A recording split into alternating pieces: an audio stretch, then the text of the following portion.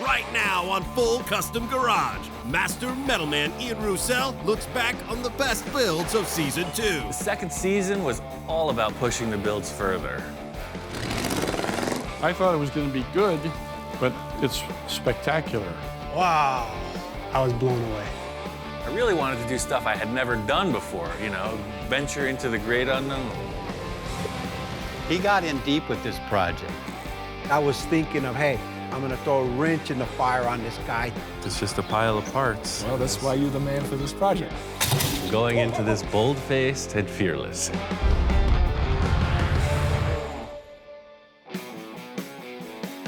First project I wanted to do was a 1948 Packard. It was just sitting around at my friend Don's shop. I wanted to turn it into a custom lead sled for my friend Tom. The biggest challenge in the chop on this Packard was the big bulge in the back of the roof. I took care of that. I wanted to show it to Tom. Uh-oh, there goes the neighborhood. What's up, man? Wow. Got a car. This is the Packard, huh? Yeah. So being excited about seeing this Packard underway, I gave Ian a call and I said, hey, I gotta come down. I gotta take a look at this thing. And just putting it on the ground and chopping the top, he loves it. Now that I see it here in person, I like it as a four-door.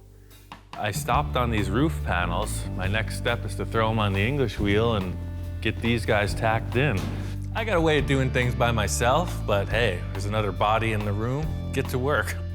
To be able to work with Ian today is a real special treat.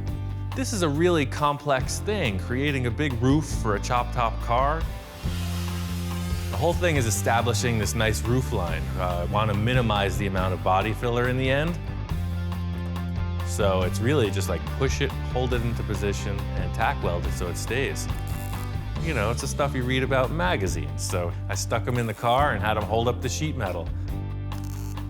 I would have to come up with a bunch of weird contraptions to hold it in place. Here he is doing it. He was pretty excited. Ian, in my opinion, is today's Ed Roth. Ed Roth was a wild customizer who was very innovative. Ian is just carrying that torch. What this thing does is it sucks the metal together so it will create a little more of a dome. Ian likes to think outside the box, doesn't care about what anybody else thinks, and builds what he wants. So this is gonna crown it out a little bit more as well as take away all those hammer marks. I'm really not that familiar with an English wheel. I've only used it a couple times. Eastwood had this really simple, portable one, and it worked out pretty darn good.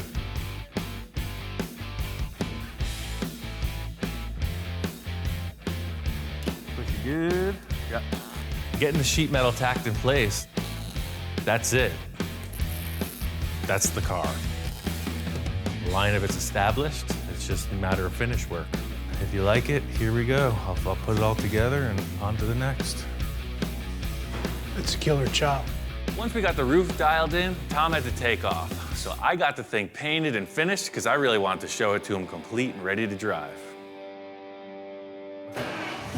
When I first sat inside the Packard, man, I couldn't help but feel, man, this is cool. I'm ready to cruise, man.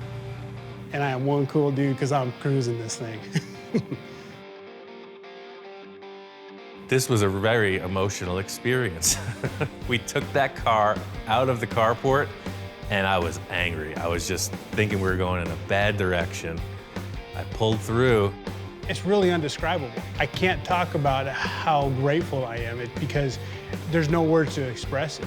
I mean, other than getting in there and cruising down the boulevard with a big grin on my face, there's no real way to express how just excited I am. It's a cool car and I cannot wait to show it off. Tom has helped me out with a lot of stuff in the past. So going through all this extra effort made it worthwhile. He's really happy with the end result. This Packard was not just finished and delivered. This thing is an evolving project. I have it in the shop now. We're developing it into a whole new thing. The next project was for my friend Victor, and who knows what's coming through the door. He's always got a lot of wild ideas. So Victor comes in with a set of blueprints, and he's talking 100 miles an hour. The other night I was thinking of a project that I need. I got a retail plant rental company. I need for my nursery to have like a little car, spectacle, something that, just something like people would see like, what the heck is this thing? If Victor wants a spectacle, he came to the right place. Victor wanted to build this VW kit car. It's called a Boon Bug. He found these old plans. Remember, like everything we do, this means nothing. This means someone has built something like this, so ours cannot be like this. I think we're gonna take these plans and funkify them. We're gonna go full disco. I think it's gonna be cool. First thing I needed to do was build a framework for the body. It rides on an existing shortened bus chassis, but there's no structure for the whole kit part of it. The whole thing with this vehicle is like a triple threat, right? It's driving around, it's looking so cool. When it's parked, it's doing the same thing. And then the sides fold up, and it still drives around. So it's a quadruple threat. It does 4 things really good. I got the whole structure for the body built. I really wanted to show it to Victor. There's always kind of a friendly competition between us. I wanted to nail my concept and sell him on it. Hey, Ian, what's up? When I first walked in, as usual, more was done than I expected. I love the way you angle that thing. I've been thinking and dreaming about this too since I left. I said, I want to put, you know, kick the angle down. I didn't know it was going to be forward or backward, but you're reading my mind. Instead of the doors like the plan showed, the whole wall is open like that, both of them. That's and then amazing, it says yeah. ultra green, so when you park it.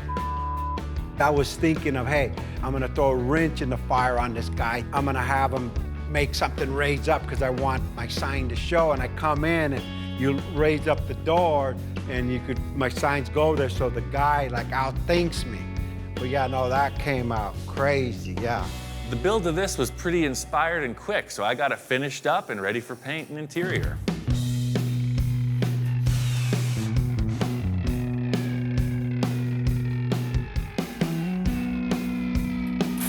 We had no idea what this thing was gonna come out to be. It's beyond my expectations. It's not a show car. The little nursery car took it to the next level. This thing gonna be all dirty and in the mud. We lucked out with this engine. This thing rips. Everything has held together great. It runs great. I almost wish I didn't have to give it up. I was really getting attached to this thing. Being able to drive it on its inaugural run was really cool. Performed perfect. I think Victor's gonna take this thing more places than the nursery. So in addition to the paint, Victor went all out on the interior. He's got custom vinyl interior, 2-tone, special seat, gold and green. He's got a custom steering wheel. They put AstroTurf inside instead of carpeting. I mean, this thing's looking good. The reason why me and Ian hit it off so good is he's creative. The thing I like most about this was that it is a stand-alone concept. You're not going to take it to a car show and judge it against anything, so there's a certain freedom in that. My friend Jack has had this custom Econoline pickup for years. He's got some really wild ideas. He wants to push it even further. So we're going to have to take about this much out of the middle. I want the top to be about this high. Jack threw a total curveball at this project. I was thinking of wild paint schemes, you know, and he's talking about cutting this thing apart. So you want to section the entire body? Yeah. It's a pretty good looking truck like it is, man. I know. Sure you don't want to just start on another one? This is, No. This has to be the one. Jack showed me these drawings he had, and we went right to work. We had to modify almost every panel.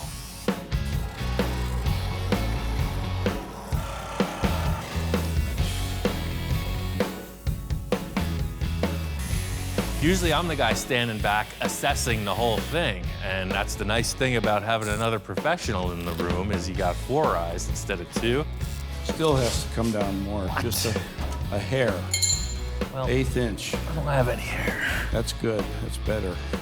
A great thing about the way Jack thinks on a project is he's not really wishy-washy about things. He says yes or no very efficiently, and that's really what I'm all about. Make a decision, stick it, and move on. Once we got into the back rear window, Jack left the entire thing up to me. Just work through it, make it good. That was a challenge, to say the least.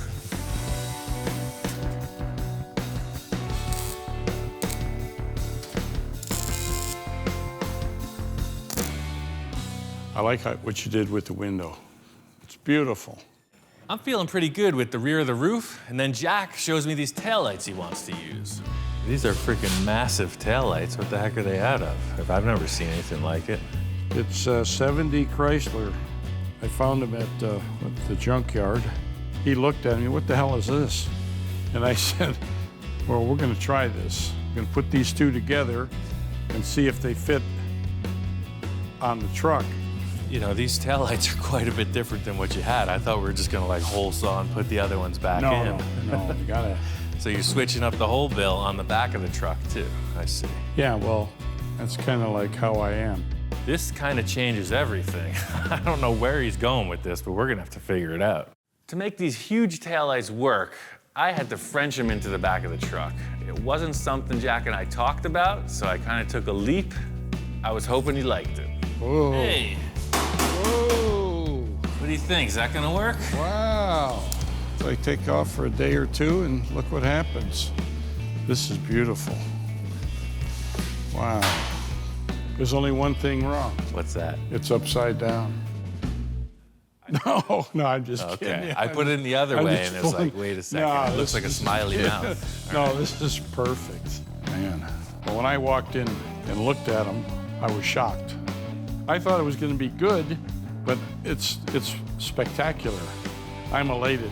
I can't believe that in 3 weeks we've gotten this far.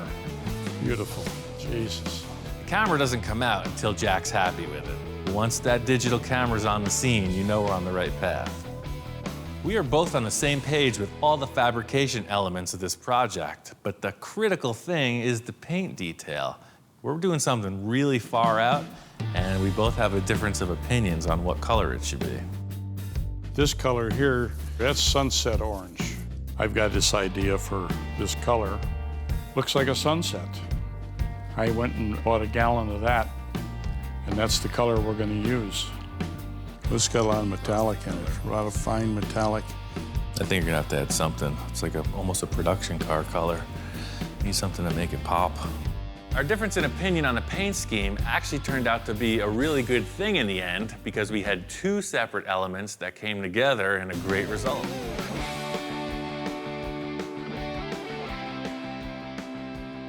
Gene Winfield really inspired the paint job on this. I'm not saying it rivals any of his fades, but it's pretty mellow. It's just the red gradually fades to black right into the rocker panels. Ian wanted to surprise me with that fadeaway, and let me tell you, he sure did. It really looks good. Jack was digging it.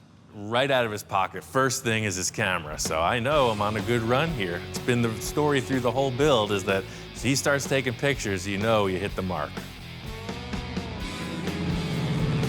The next project was for my friend Kai. He's got a bunch of motorcycles. He wanted to get his 1958 Harley-Davidson Sportster back on the road. Once we got into it, we were over at his house, and he asked me what I wanted to get in exchange for the labor. I want that. You want that? Yeah. That. You want that? Yeah. Okay. Naturally, I'm entranced by this early Harley, but just over my shoulder, there's a police motorcycle. KZ1000, that's a hot rod. I've never really ridden it. I've had it for a little while. Apparently Kai got this in a trade or something. I guess his buddy picked up a few of them at the auction. It's a typical scenario. These police bikes get decommissioned after a certain mileage, and somehow Kai ended up with one. This is a KZ1000. Did you ever see Road Warrior or Mad Max? Yeah. Well, that's what's going on underneath here. Right. I'm just not a big Kawasaki guy, you know? I'm not a big Kawasaki guy either, but look at that engine. When Ian said that he was also interested in the Kawasaki, I was a little surprised. Yeah, you want it? I see this thing as a stripped-down race bike. This thing is cool. Well, I'll tell you what. You build that Sportster, you can keep that. I'll do that. I'll It's a trade deal. you for labor. Yeah, for sure. Okay. This kind of turned into a battle of the bikes. I was going really radical on the police motorcycle. Kai's bike was pretty straight ahead, but it's exactly what he wanted. Huh, this is pretty damn cool. It's gonna be all right. Yep, I think so. You know, I'd say it's a close runner-up to the motorcycle that I'm building. It's a good-looking machine. You're definitely gonna take second place. You think so? Well, things got heated a little earlier in the day, you know, so I don't hold grudges, but I like to stab it back a little once in a while. So Kai's sitting there admiring the machine, and I'm thinking, you ain't seen nothing yet. Just look at that thing over there. You got your fiberglass drooling off the rear fender. I mean, that's got a look. It's kind of Sigmund and the Sea Monsters right now. It's pretty groovy. Well, the way it looks right now, I don't think it's going to compete anywhere. I have seen nicer bikes, though, in my life. I can't say I've seen uglier ones. Thanks. You're welcome. After Kai kind of jabbed me, I wanted to play a joke on him with his bike. It was a whole parts stash I got from my friend Gary, and there was just so much potential on Gary's shelves, I wanted to see it on this bike.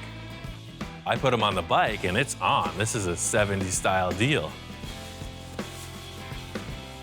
Nothing says commitment like all the details. See what I'm talking about? Not everybody is hip for the trip. Just needs like 10-foot long forks. And you're there.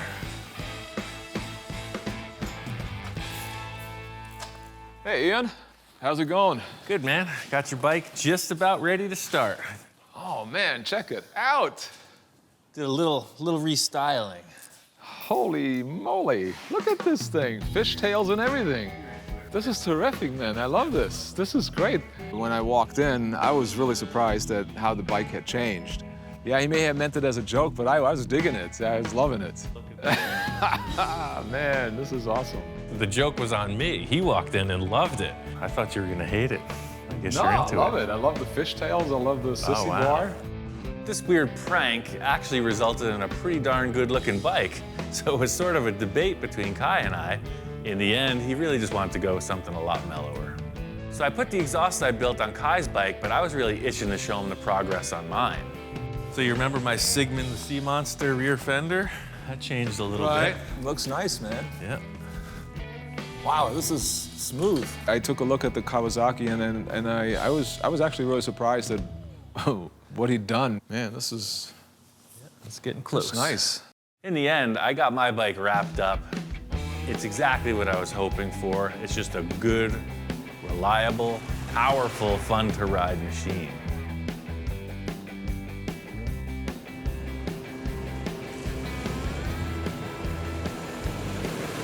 The whole deal with this project was the transformation. You saw this kind of very upright police motorcycle, and I just took it all wrong and made it gnarly, a very aggressive machine.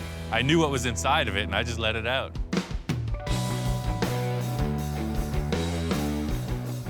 Kai's bike turned out really cool. We got both bikes out here. They're running good. We're just testing them. I love the way it looks. I just love the way it looks. It's old school. The general ride itself was exactly what I hoped for. You know, just smooth and has a lot of power. Well, Ian's bike, his Kawasaki, I mean, like I said, I didn't think in the beginning he was going to do anything with this thing. Ian, as usual, pulls a rabbit out of the hat or whatever you want to call it, and I actually got to ride it too. And I was really pleasantly surprised. It's a cool little bike. It's a nice change of pace to build a couple motorcycles. I don't do it often, maybe not often enough, but I really like the cars, so I was ready to get back to them. Next project I did was with my friend Bill. What year is this? This is a 1962, as I recall. That's what I'm talking about. I guess it's an early 60s Ford Falcon window van. It's a short wheelbase. Looks like it was maybe from a utility company or something. It's bare bones inside, but it's a pretty cool looking ride. I talked Bill into working on the van as a concept to sell to fund another of his projects, and it just turned out to be way more work than either of us considered. I got a couple good ideas on how to get this thing back in action. The question is, how bad is it? All right, so I'm gonna start off on the front, because to me, it looks like it's hiding some secrets. Pull off the front bumper, turn signals, you know, trim stuff. Start sanding it. that's where the story begins. There's a ton of filler in this thing. I'm doing the excavation here, you know, this is down and dirty. I thought I could sand it off, but it just got thicker and thicker. I ended up just cracking it off as brutally as I could. Yeah, it's all pushed in right there.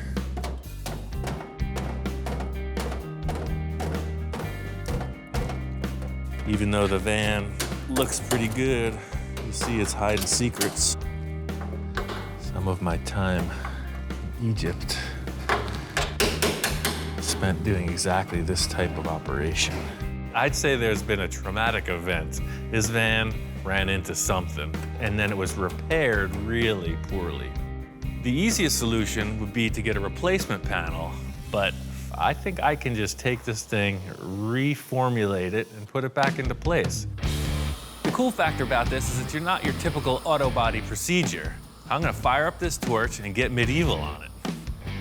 This metal piece was created in a certain shape. The only thing that changed was the collision made it into a different shape. I want to bring it back to the way it was, and that's just done by a series of heating and hammering.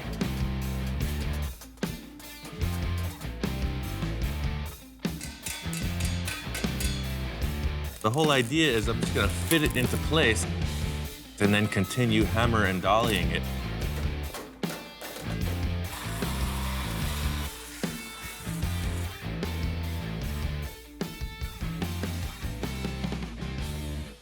The van came out really cool. We got it all finished up and it was ready to show to a potential client. Bill had somebody interested in buying.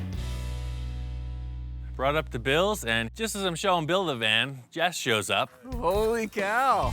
See you again. Yeah, good to see you, Ian. Hey, Bill. When I first walked up and saw the van, I was just kind of blown away. It looked perfect. It looks like a plain white van on the outside, but the interior is all fitted out. It's deluxe. They put curtain rods in there. Holy cow. Yeah. So this is the Pendleton yeah, the flannel? authentic flannel. So I'm really impressed. I can't wait to take it to the beach. Let's drive it. Good, let's do it. Let's close the doors up and jump in there and fire it up. Oh, and we're off. So looking at the van from the outside and the inside and kind of being a spectator is great. The aesthetic is totally there. It's everything that I want. But it's not the feel of driving it. And so once you drive it, I was sold. When we first started this project, I didn't know how it was going to end up. It got in pretty deep, but in the end, it turned out to be a really nice van. This next build came about in a completely different way. My friend Tom's putting on a charity car show, and I wanted to build something to support the effort. I went up to my friend Bill's house. He's always got a bunch of cool projects, and I knew he had some old trucks. In Bill's endless pile of parts, he's got a fire truck. Holy moly. You know, I love the old fire truck because it's a roadster, and it's one of those keeps getting moved back project. I'm never gonna get around to it. I really need to check this thing out. Pulled it out of the weeds, and it's in very good shape. I know the chassis got the look. And then seeing this body and the bedsides, I'm thinking giant hot rod truck. I'm always excited to watch Ian and see his gears turning in his head and what he does. These are the basic building blocks for my inspired project. I told Tom what I found, and he was up for the adventure. He wanted to give me a hand. So I was thinking, man, it'd be really cool if Ian showed up to my car show, but now he's talking about building something. The whole look of this project is how the body sits on the chassis. It's the look of the whole ride. So getting it in place, I could tell right away, and Tom agreed. This thing is way too tall. Look how freaking massive this body is. Yeah, it looks kind of goofy up tall like that. It is, it's way too tall. My initial thought was this was gonna be kind of a highboy style, real old school look on top of the frame rails. As soon as it was in place, I could tell it was not gonna be okay. That's why I wanted to put this body on. It's just way too big. When the whole truck is up in the air, the body looks kind of small, but now it looks massive. That close to the ground, it changes everything. The firewall looks like a freaking tombstone. It's gigantic. I think we gotta channel it. Yeah, there's no question about that. It'll look so much cooler too. Right, I'm talking about a hot rod, and you know the formula, man. Low, Big and little tires, then lean. We gotta strip this thing down. It's looking good, but it ain't there yet. Both Tom and I agree, this big box on the back of the cab is not the look we're going for. First order of business is to chop it off. Channeling means you drop the body down over the frame. It gives the whole vehicle a lower profile. The compromise is the interior room. But I don't care about riding comfort. This is all about the look. We're channeling this sucker. Get it down. I'm just into it, you know. I love this plasma cutter. I'll use it all day long. So I got the shades on, you know, shields are down. I'm in the moment. Tom's yelling. Woo, we got a fire in the fire truck. Fire in the truck. I think he's just into the fire truck. I'm like, yeah. It's just these wooden cars, man. Yeah. What are we gonna do about that? Should we call the fire department? So here I am, working on a fire truck, and I think, what would a fireman do? I went and got some water. Everything's solved. You know, Tom, that's why I keep you around. So we got the fire out, the body lowered down, just as we expected, and it looks great. Now you're talking hot rod. That's perfect. What do you think about that, Captain? Is that gonna work? Yeah, man, now it's looking like a hot rod. It was a ton of work to bring this concept to life. I got this thing wired up and fired up. It's driving around. I'm ready to take it to the car show. Tom hadn't seen this thing in a few days, so when I pulled up this morning, he was really excited to check it out. Oh man, I was blown away. It turned out awesome, man. You know, every time I've worked with Ian, I bring something to the table, but I take something home too. I either learn something when it comes to how to build or artistically. It helps me grow as a hot rodder and a car builder myself. This next project was a build with my friend Stone.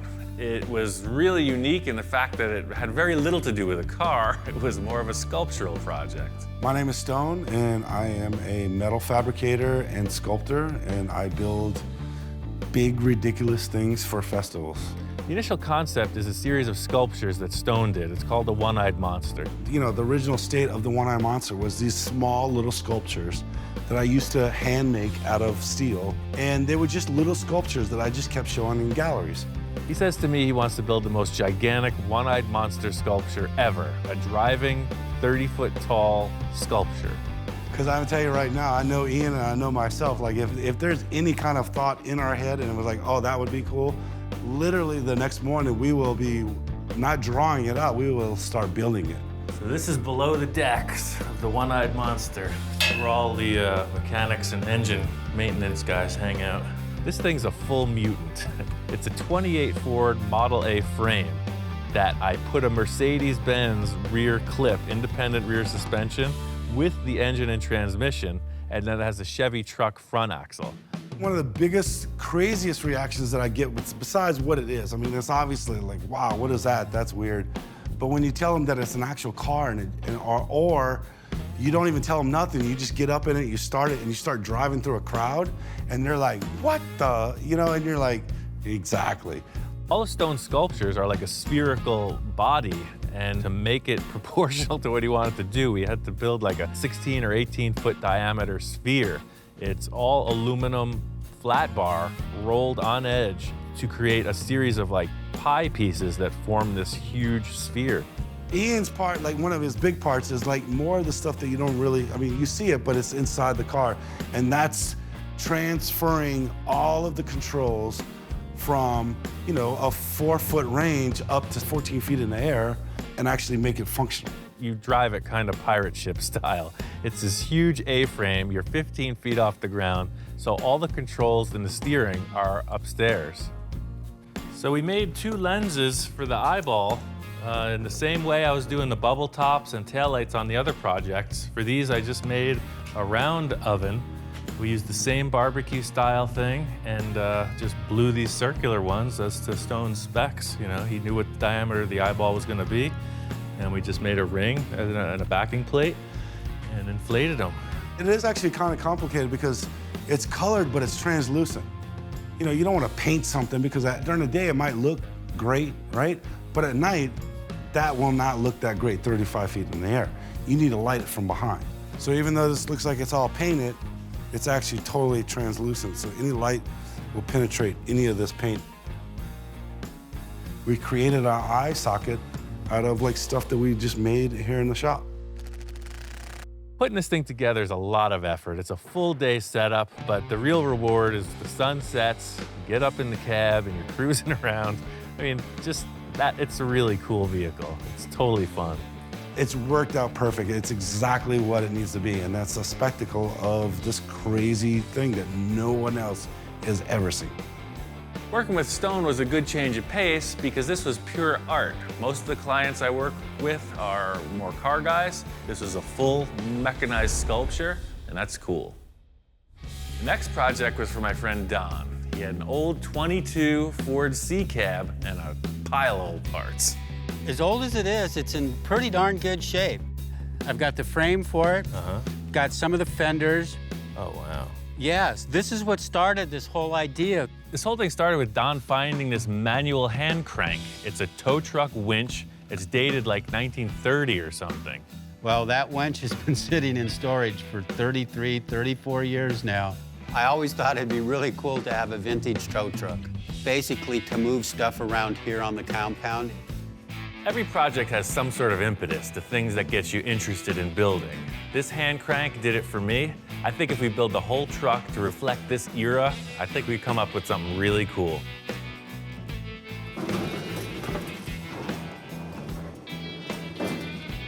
Look at that, just like a glove, Ian. We've got parts from like 4 different decades, and there's a lot of space to fill. There's so many different parts here, it could go in a million different directions. Ultimately, this is going to be a functioning tow truck, so I started working on the rear. I was building the boom, and then Don shows me this gas tank he wants to use. The tank Don showed me is just kind of generic. It looks like something that should be under the bed. This truck's got one lacking area between the bed and the cab, and I think building a custom gas tank is going to set it off. Ian has his own ideas on how this is going to look, and I have my own ideas too, so I'm a little concerned about it.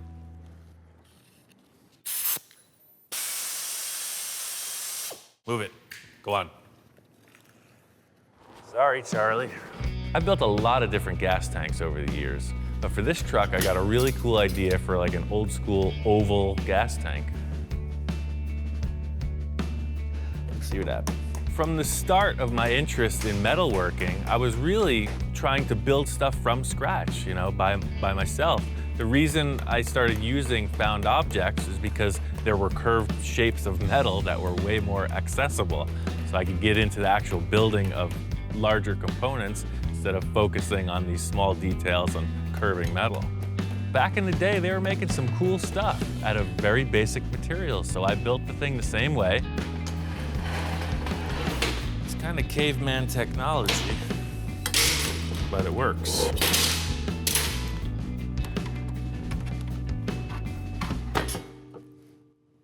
It's a stainless steel cap.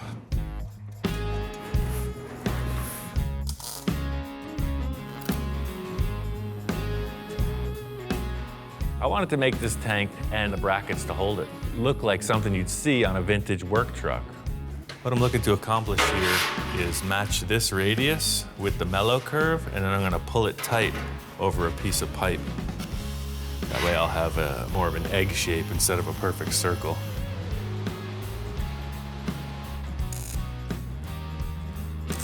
It just depends what you have to work with, but it was just easier to start from scratch because we had it custom built in proportion to this vehicle. That's what we got, dog. It's interesting the way that ties in between the cab and the bed of the truck to have that space taken up by a fuel tank. It looks absolutely perfect and vintage for that vehicle, too. It's little steps like this that can convert a man like that to the creative process. It's a small victory in this grand war. And in the end, the truck came together really cool. Ian nailed this thing. It's unbelievable. The stuff that I gave him to work with, he knocked it out of the park. I mean, look at that truck. It is just absolutely beautiful. There's stuff from the 40s. There's stuff from the 30s. There's stuff from the 20s, and then the drivetrain and frame is from the 60s. Working with Ian on this project really opened my mind to a lot of things, and this project came out killer. I mean, it came out way better than I expected it. Next project was for my friend Mark. He shows up with this trailer full of parts, so I wasn't sure what he wanted to do. You know, I'm very fortunate to be one of Ian's clientele. I like Ian just to let his creativity take over the project, because however radical it becomes, the better it is. Love your weather down here, man. This is gorgeous. Came down from Canada, and he's into the wild stuff. Definitely not into the restoration aspect of things, and that's right up my alley. I can show you this before we actually show you the project to be. Originally, this whole idea came about by a drawing, and he's the only one that I can think of that could actually pull this one off. He said it was a Volkswagen. It's a Volkswagen. Shows me this drawing of this pretty wild cartoon hot rod. I'm all on board. So it's like a front-engine Volkswagen bus hot rod thing. Just like the Ed Roth monster cars, this is right in that vein. It's just a new style on it. And I think pushing it forward is always really cool. So I was excited to see what Mark had in the trailer. This isn't like the last thing I brought you. Okay. It's in a little more disrepair. That's a mighty short Volkswagen you got there. It was not what I expected.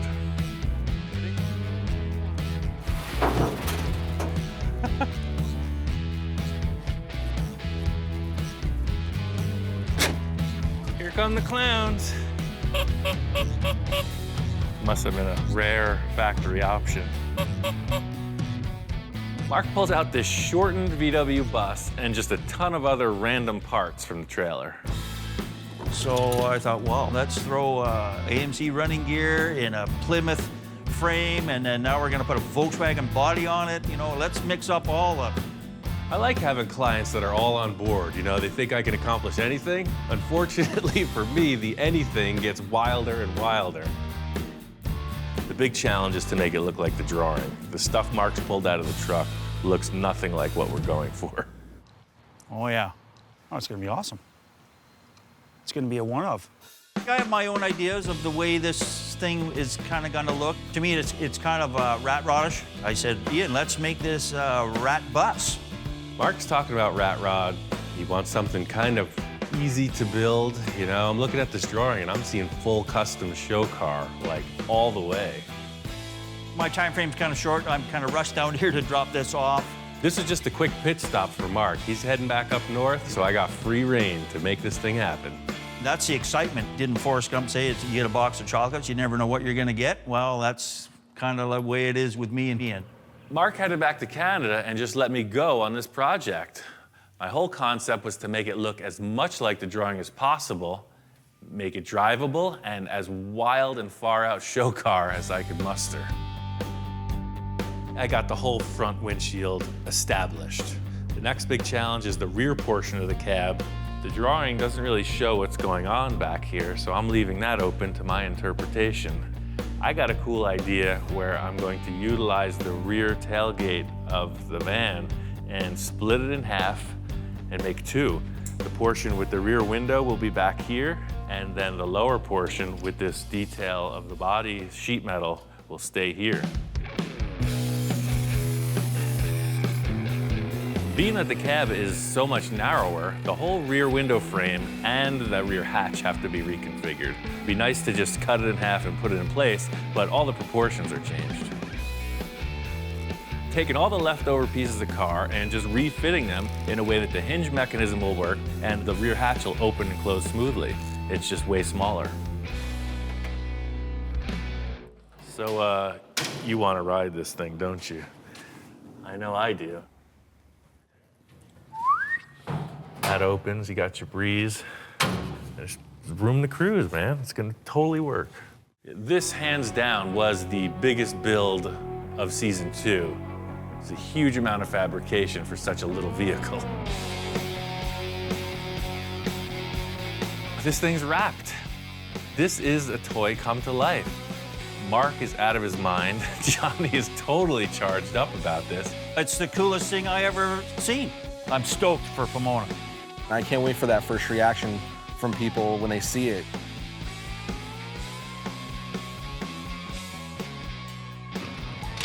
Up to this point, it's been a static piece. Johnny drew it, it's been sitting in the shop, but it's an actual car, it drives around.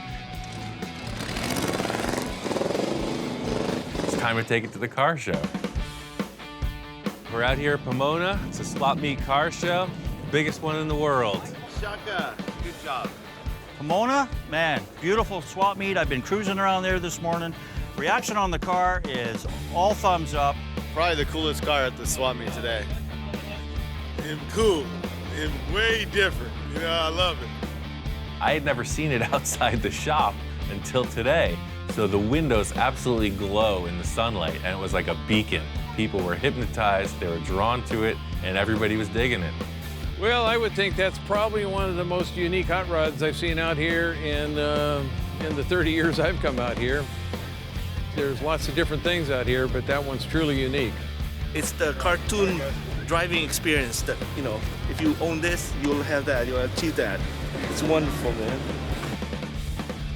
This is kind of a step in a new direction for me because it's the wildest design I've ever worked on, and it was dictated by an artist. So it really makes me want to do more.